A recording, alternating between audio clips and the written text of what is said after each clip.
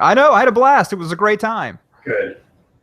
Well, let's get down to brass tacks a little bit. So, really quickly, I'm Keith Lee. I run Associates Mind. You might have seen me at Above the Law pretty regularly. I'm a columnist there. And we have Guy. Guy, you introduce yourself. I'm Guy Sakalakis. I founded Attorney Sync. We help lawyers use the web better. That's succinct. Permit my brief moment of taunting, because in what I put up about you on Associates Mind announcing the broadcast, you were like, you're a big fan of Michigan. And everybody doesn't know, I live in Alabama, and I went to Alabama, so roll Tide. Yes, and the tide has certainly been rolling indeed. So with that out of the way, we're here to talk about some reputation management, specifically your online reputation management. And that came to mind for me for two reasons this past week. One was the reputation dude bro who decided to try and blackmail or extort me. You just mentioned the lawyers guys, Sam Glover, Scott Greenfield, who runs Simple Justice, Mark Bennett, who runs Defending People, Brian Tannenbaum, who runs My Law License, and he's the author of The Practice. And then the other one would be Dr. Ramkissoon, which people might not be familiar with her name, but it's the drunk doctor girl who tried to hit the Uber driver. So for me, those two things are kind of point to, all right, well, what do you do if someone comes out of the blue and starts to try and ruin your reputation online? And then B, what do you do when you've done something stupid yourself and you're ruining your own online reputation? But let's start with the first one, where you haven't done anything and someone just shows up. And briefly for what happened to me, I think everyone's probably familiar, but what happened was I had shared a story purely out of the blue on Reddit, which is a social media bookmarking site or conversation site. And after I did it, 2 months later, he showed up and said, hey, if you don't take it down, I'm going to build a big bad website about you, and it's going to be really scary, and I'm going to ruin your reputation. I'm going to destroy your business and cost you lots of money. It was comical and ironical. Yes, considering he was a online reputation manager. Right. That's his proposed title. Now, if you search for that Yahoo's name, what you get is me and all the other lawyers talking about him. Notice that. So that's not a good way to do online reputation management. I didn't think so. I'm not an expert, so but it seemed to me like it was a bad way to go about it. Maybe he's a genius, because no one's talking about his client right now, probably. We'll see, right? So let's start with a couple easy no-brainer things. Yeah. They're smart, I think are smart to do. And fortunately, very affordable. In fact, most of them are free. It's going to take some of your time. The first is take out a domain of your name, right? So if you've got yourname.com, you could, that's like $10 a year. Google gives a lot of credence to the name in the domain, especially if you start tying that to some of your social media profiles. So another just kind of no-brainer thing to do, even if you don't use these tools, is to take out a Twitter profile of your name and make sure you use your real name, not like, Alabama attorney 420. Right. Yeah. Really good advice. Unless you're in you have a very niche practice that might resonate with your clients. But so the social media profile stuff, the taking out the domain of your name, usually, unless you're Justin Bieber attorney at law, those are enough to protect you, to kind of lay this foundation in Google. And so, obviously you've got to build up some equity in those things. It doesn't happen overnight, but those are kind of like just like lay the foundation, really easy stuff. I'd go, if I read off the top ones off my head, I'd say Twitter, LinkedIn, Facebook. Those sites just have a lot of authority. There's actually a guy named Will Scott, really smart guy. He's actually in New Orleans, but a long time ago he had this concept called Barnacle SEO. But really what it is you're just taking advantage of the authority of those sites, optimize for your name. It's a good preventative measure. So that's kind of like the preventative stuff. Then when you get into, well, now someone's actually attacking me, right. and you don't even see it it's not always like the situation you face. It might just be a client that says something about you online, unhappy client. We know there's a lot of issues that go into that. I don't know if you want to go down the road of all the ethics and stuff like that, but technically speaking, the thing to do is to have other sites that are talking about the issue. So I think the best thing you could do is to start with laying the foundation, controlling your reputation. I think that's one of the areas where lawyers will say, I don't really use the web, I don't really use Facebook, but that might be enough reason just to even claim the profiles, just so that you are protecting against your own searches for your name, stuff like that. Yeah, that's always kind of struck me, because I feel like you'll see that a lot with attorneys. They'll be like, oh, I'm busy being an attorney, I don't have time to do all that other stuff. Right. But then I think when you run into situations like that we all kind of just hit, well, then suddenly, or even if you're an attorney, maybe not you, maybe you have actually a client, like not a client leaving bad reviews about you, but like you have a client come to you. Part of being a lawyer can be crisis management, and do you want to react to a crisis, or do you want to be a little bit preventative and proactive in the face of crises? And a lot of that with the online stuff is just, I think what you said, it's building out it doesn't have to be the most robust thing in the world, but right. some type of presence online creates a little bit of a buffer around you that softens that blow if and when it does happen. Exactly. And you can even, some of these, for better and for worse, I know a lot of lawyers are resistant to sites like Avo or lawyers.com, but, you probably already have a profile in Avo, even if you haven't claimed it.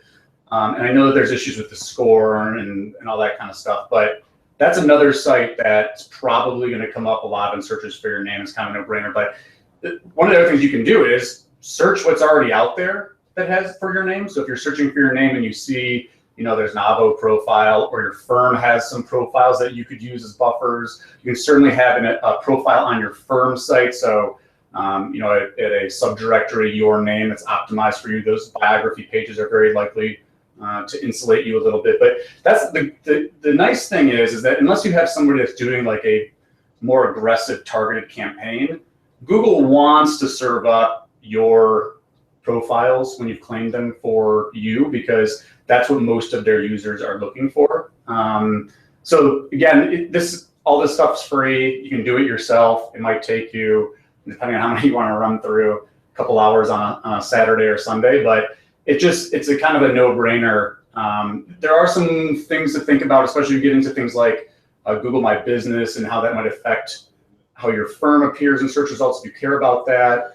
And of course, if you claim a profile on a site that allows for reviews, there again, we get into some of the ethics stuff, but then if you set them up that didn't exist before, you might be creating an opportunity for someone to leave a negative review. And so, the question is, do you want to open that door? But the truth is that there's Rich Barton, who's I think he's an old Expedia guy, but he's attached to Zillow, Avo, a bunch of, a lot of these bigger name internet sites. Really bright guy. And one of the things he always says is that if it can be known, it will be known. If it can be rated, it will be rated. And so, in the context of this, the truth is that someone's probably going to say something about you online at some point, even if you're doing a great job, even if you're not, picking fights with people. And that's the. Well, I wasn't not saying you were doing that, but the point is that it's more and more likely to happen. More people become familiar with these sites, and then the question is, what can you do? Which is kind of why we're having this conversation, and that's preventative measures. Again, the good news: affordable, doesn't take a lot of time. Most of the time, you can suppress that kind of thing. More concerted efforts, especially if you get into things where people are, if they cross the line into defamatory stuff, then there's a whole bunch of other courses of action you might take. If they do things that would infringe on a copyright or a trademark, there's obviously other alternatives. You can go to Google and you get the whole DMCA takedown tool at your disposal. But the basics are, make sure you've got some profile in there that just, that Sure. you own it, you can control. Okay, so with that, that's sort of the basic preventative stuff. And I'm gonna want to come back to the little bit more advanced stuff too, because I think that's relevant specifically to lawyers and the copyright trademark issue a little bit. But let's go to the Uber doctor, where somehow, despite your best efforts, you did something really dumb. Right. Don't do that. Step one. Don't be a Preventive measure. Don't do dumb stuff. I totally agree, because it was funny. I had talked about it briefly on Facebook, and a doctor chimed in, and she was like, "This person, like, she shouldn't even be allowed to be a doctor, right?" She's like, "That person just has no business serving patients." And I don't just like, obviously, that girl with the Uber driver, she seemed to be very entitled, very self-involved, but she also could have just been having a bad day. Right. Not everyone is perfect. We're not all totally above board. It's not like people don't, after a busy, hard week, don't go and maybe let off some steam on the weekend and maybe drink a little too much and something dumb happens. Just now everyone's got a camera, and that Alabama crushes Michigan, and you're down in Texas Stadium, you're not feeling so good. Exactly. So something dumb happens, and suddenly there's a video of you doing it on YouTube, and it's got 5 million views. What now? Yeah, this is kind of like toothpaste out of the tube. I mean, really, at that point, especially when you've got like national media attention covering it, right, it's time to start eating some crow, right? And I think 9 times out of 10, people hire PR firms to deal with these types of things and crisis management and all that kind of stuff, but most of the time, and I think every situation is unique, but most of the time it's about saying what you just said, which is, I screwed up. So many times it's, going the route of trying to suppress national media attention on something like that, like, really good luck. Of course there are, depending on the circumstances, if there are ways you can actually get it taken down because it's, whether you had some right to privacy when the video was put up or something like that. There's that option, but 9 times out of 10, it's like you said, it's something happens in public. This is the world of cameras. I think people just need to be much more aware of what they're doing. And you're gonna have a hard time suppressing CNN and I don't know, Deadspin. Right. And so I think the thing there is, your best bet is just try to take it head on and say, look, this was really stupid that I did this. Probably talk to a lawyer about it before you start responding to that kind of stuff as well, to be honest. So for all the lawyers who watch this, they should just talk to themselves before. Yeah, the lawyers that are doing, and that's the thing too, is, you mentioned this in the example as a doctor, if you're a lawyer that's finding yourself in these situations, I think you got bigger problems in online reputation management to start thinking about. But, and then if you really want brass tacks, you can try to suppress, right? You can try to do things to get, profiles or sites that are more favorable. And that, that's just more of kind of your traditional SEO type of stuff that is targeted around searches on your name plus, attorney or lawyer. But again, if you're going to find 9 times out of 10 that if you've got that level of attention on a really dumb thing, online reputation management and SEO are not going to solve your problem. Probably not. A little bit tied to, so for example, if you search that doctor's name, the Uber doctor's name, which you can go and find on my website, or just Uber doctor, her name will come up. Already someone immediately went out, bought like hername.org, and has just filled it with not good stuff, but like bad stuff. Like someone was really mad about this girl and it's just filled it with every bad thing they could. And it's there.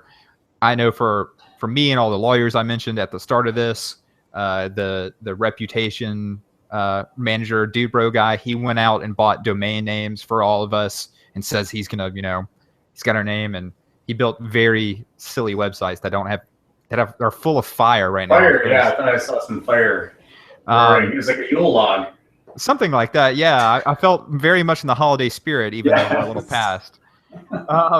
But what do you think about doing where someone's putting up, probably for the doctor, it's all it's probably skirting the edge of whether or not, mostly they're posting just publicly available information. Right.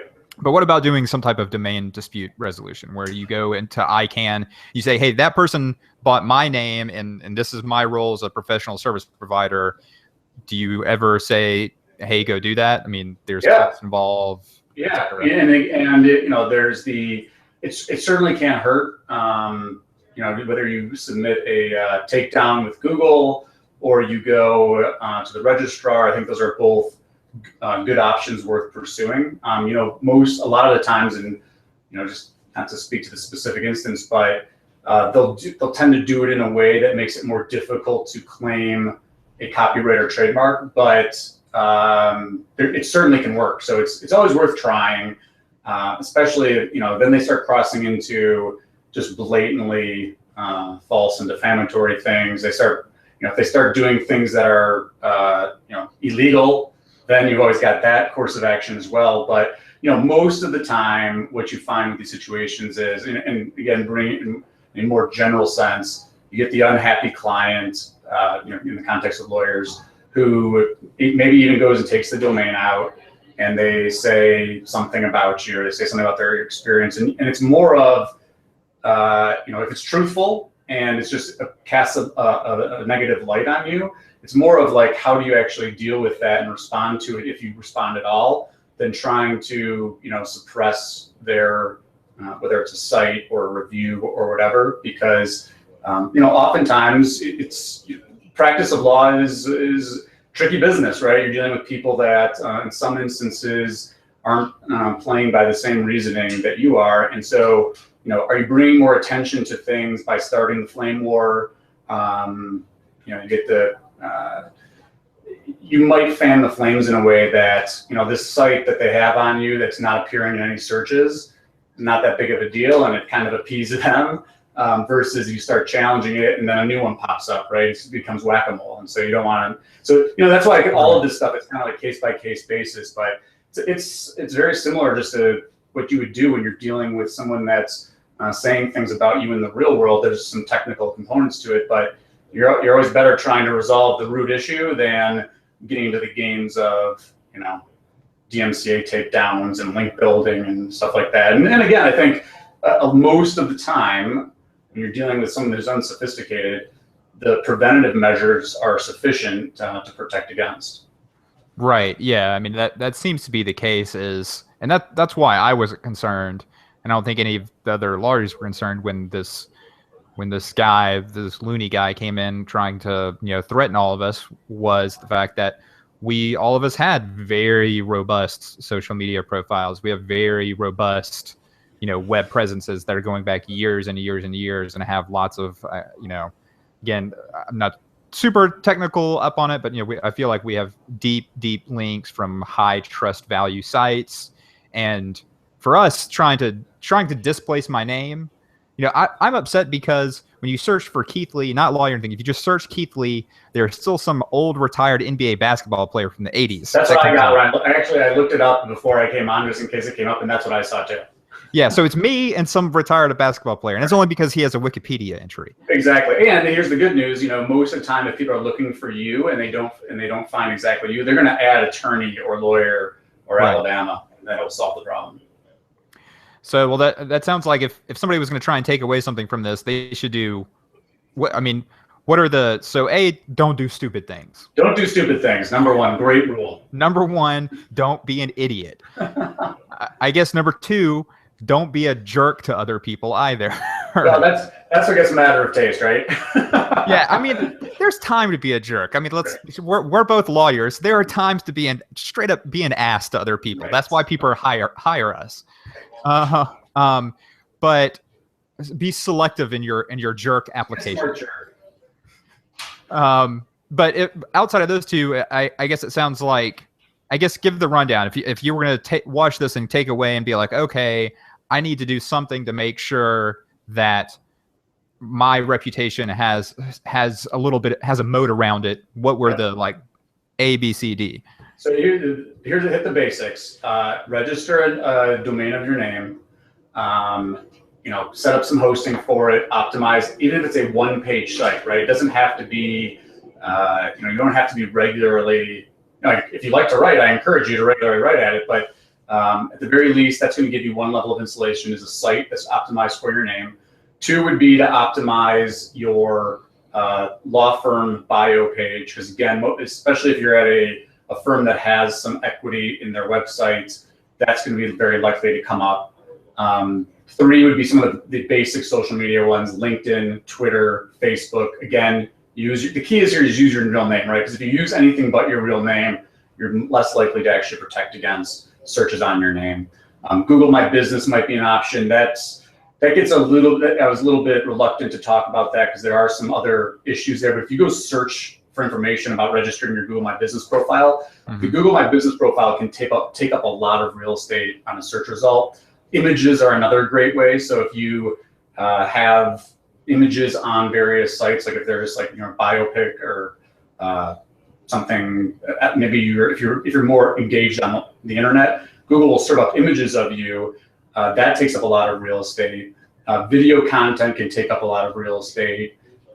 So I'm kind of going beyond the basics, but I would say if you're kind of like, look, I want to lay a foundation here, domain of your name, optimize one-page site, take out the basic social media profiles, link where it asks for your website, put your website address in. That'll help concentrate some of the equity, let Google know, hey, these things are all connected.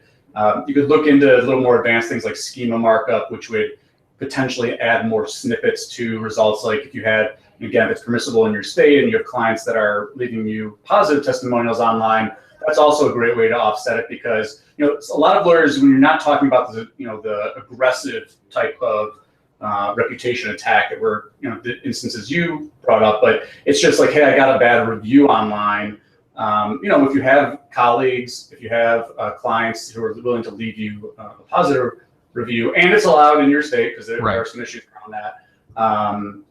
That's a good way to offset it, because a lot of lawyers worry, they want the unblemished record. And this is something Amazon even found too, but the truth is that people really, it's a more authentic experience when it's not all 5-star reviews, right? Because we don't please all the people all the time. Products and services don't please all the people all the time.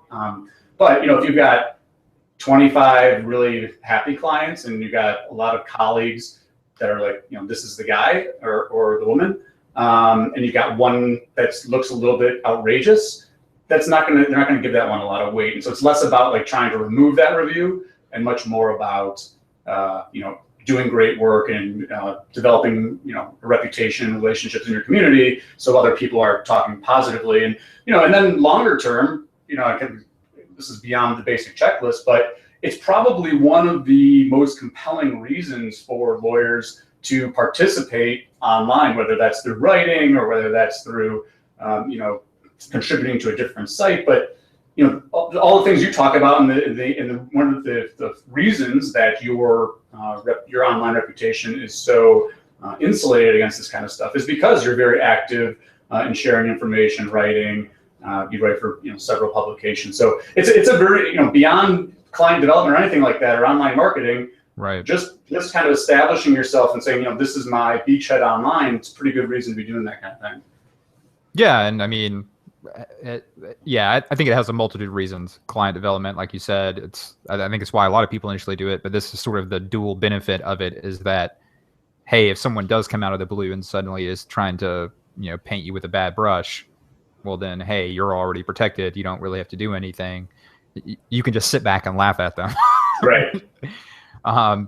So, well, awesome. Well, Guy, I don't want to take up too much of your day, because I know you're, really quickly, yesterday you were with Sam on the Lawyers podcast, right? I was, yeah. We were talking local marketing, and it's always fun to talk to Sam about this stuff. But and again, it kind of dovetails into this conversation too, because the local stuff, like that Google My Business stuff and Yelp, those are some of the ways that people are going to find you when they look up your name online. So it definitely relates to this conversation too. Yeah. So if somebody wants to hear Guy talk with Sam, you can go to lawyerist.com and look up the most recent podcast. Will be on that. And then I think you're about to bounce from me and head over to Above the Law, right? No, I'm heading over to My Case. My Case. Yes. I saw it. I think Above the Law, I think did release on it. So that's probably where That's the that's what I brands saw. crossed. Are you gonna be with Nikki? No, I'm actually with Stephanie. I think Nikki's got something else going on today. So It's legal tech right now, isn't it? right, legal tech. That's right. That's right. So they're all in New York talking about e-discovery. The cloud. The cloud. Oh, don't even say that. We're gonna get shut down. Shut it down. Awesome, buddy. Well, thank you for giving me some of your time and everybody watching your time. And hopefully we'll see each other here in a month or so in Chicago. Come to Chicago. I'll try and do it. Good talking to you. Take care. All right, take it easy, buddy.